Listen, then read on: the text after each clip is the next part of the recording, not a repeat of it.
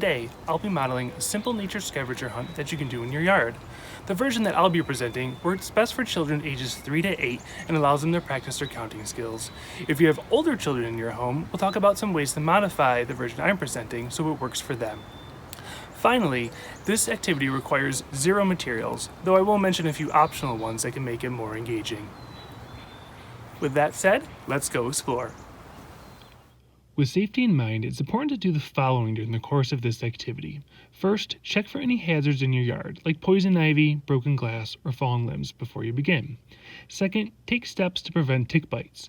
Visit the CDC website below for more information. 3 other recommendations that I want to highlight now are A. Avoiding wooded and brushy areas with high grass and leaf litter.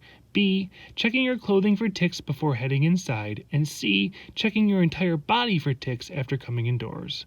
Lastly, wash your hands after going inside. To begin the scavenger hunt, pick a location in your yard that will serve as your meeting spot to lay out all the items that your child finds.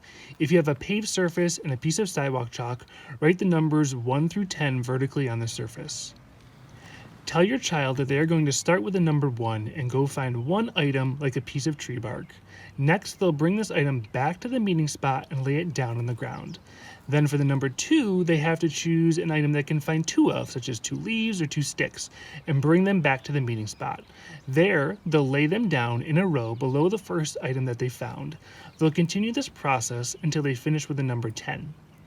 As they go, they'll count the number of items as they collect them and when they lay them down at the meeting spot. Before they begin their scavenger hunt, discuss expectations for your child to follow while they search for items. This could include boundaries to stay within while searching, off-limit areas to avoid, like any areas with poison ivy or high grass, what can and cannot be collected. For example, it's okay to collect leaves that have fallen on the ground, but not leaves on trees or other plants. Using a stick to move materials, such as leaves. By doing so, the stick will touch any unknown hazard instead of their hand. And remaining within eyesight of an adult. In the end, you know your child and yard the best, so set expectations accordingly. While your child is completing the scavenger hunt, keep the following in mind. For some children, it may be easiest to complete one number at a time, while others may be able to complete multiple numbers at once. Children really like when adults participate, so do so if you're able to. Your child may enjoy acting as a soaring bird, a hopping rabbit, or another animal as they search for the items. With young children, especially toddlers, nature offers a lot of distractions. You may find your child focused on something else, like a bumblebee visiting a flower or an ant crawling along a stick. Embrace these teachable moments that allow your child to explore the natural wonders around your home. You may also find that a child loses interest in the scavenger hunt and wants to move on to something else. In that case, stop the search and wrap it up, or take a break and pick it up later.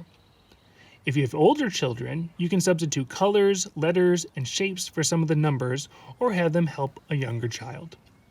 Once the scavenger hunt is complete, congratulate your child on their amazing observation skills and effort in completing it.